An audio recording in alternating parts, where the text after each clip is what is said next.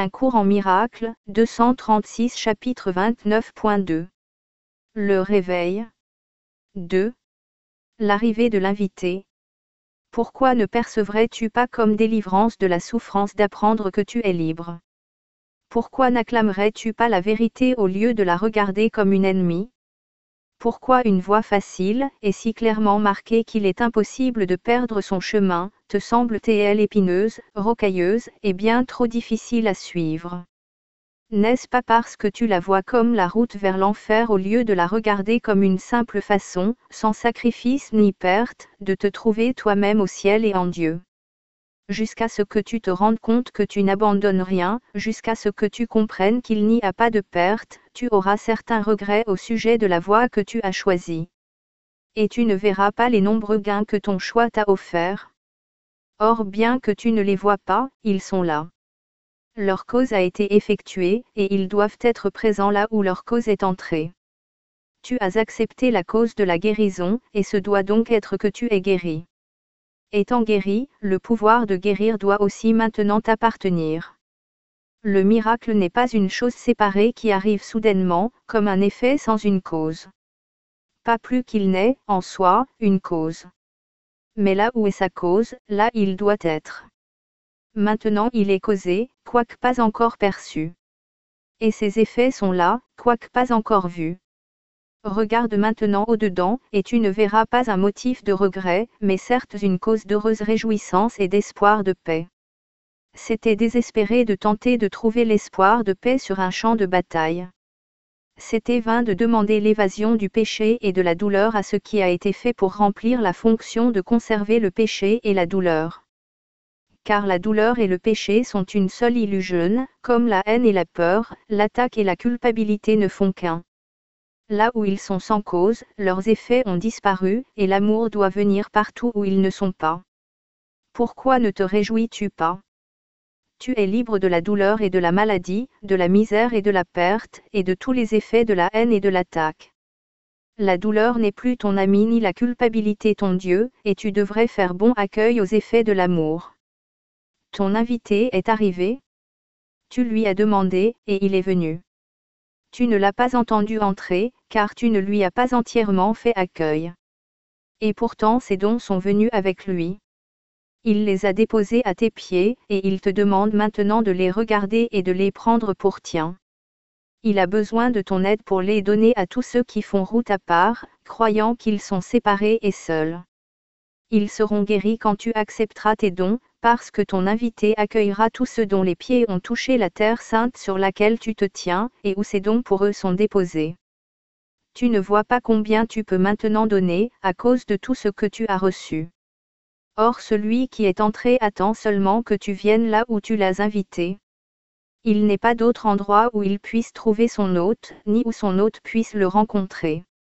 Et nulle part ailleurs où ces dons de paix et de joie, et tout le bonheur que sa présence apporte, puissent être obtenus. Car ils sont là où est celui qui les a apportés, afin qu'ils soient à toi. Tu ne peux pas voir ton invité, mais tu peux voir les dons qu'il a apportés. Et quand tu les regardes, tu croiras que sa présence doit être là. Car ce que tu peux faire maintenant ne pourrait pas être fait sans l'amour et la grâce que sa présence contient. Telle est la promesse du Dieu vivant, que son Fils a la vie et chaque chose vivante fait partie de lui, et rien d'autre n'a la vie.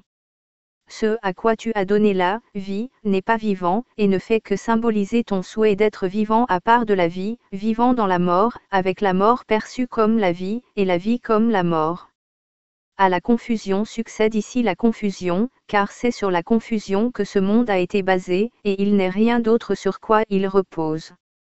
Sa base ne change pas, bien qu'elle semble être constamment en changement. Or qu'est-ce que cela, sauf l'état que signifie réellement la confusion?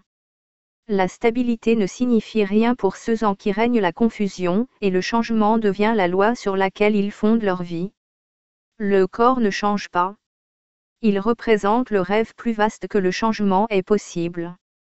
Changer, c'est atteindre un état différent de celui où tu te trouvais auparavant. Il n'y a pas de changement dans l'immortalité, et le ciel n'en connaît pas. Or ici, sur terre, il a un double but, car il peut servir à enseigner des choses opposées. et elles reflètent l'enseignant qui les enseigne. Le corps peut sembler changer avec le temps, avec la maladie ou avec la santé, et avec les événements qui semblent l'altérer.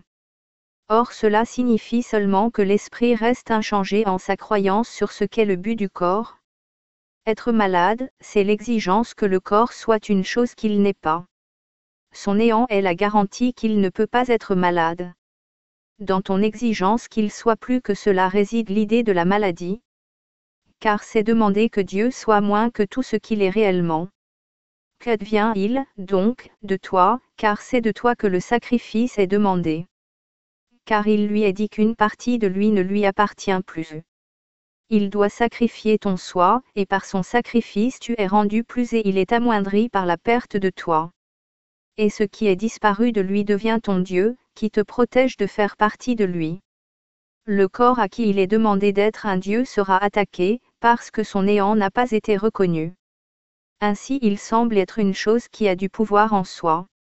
En tant que quelque chose, il peut être perçu, et tu peux penser qu'il sent et qu'il agit, et qu'il te tient en son pouvoir comme prisonnier de lui-même. Il peut manquer d'être ce que tu as exigé qu'il soit. Et tu le haïras pour sa petitesse, oublieux du fait que l'échec ne réside pas en ce qu'il n'est pas plus qu'il devrait être, mais seulement en ce que tu manques de percevoir qu'il n'est rien.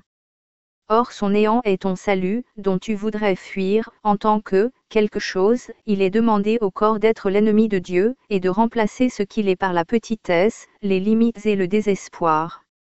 C'est sa perte que tu célèbres quand tu contemples le corps comme une chose que tu aimes, ou le regardes comme une chose que tu es.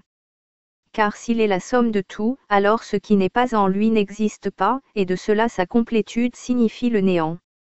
Ton Sauveur n'est pas mort, pas plus qu'il ne demeure dans ce qui fut bâti comme temple à la mort. Il vit en Dieu et c'est cela qui fait de lui ton Sauveur, et seulement cela. Le néant de son corps délivre le tien de la maladie et de la mort. Car ce qui est tien ne peut pas être plus ou moins que ce qui est sien.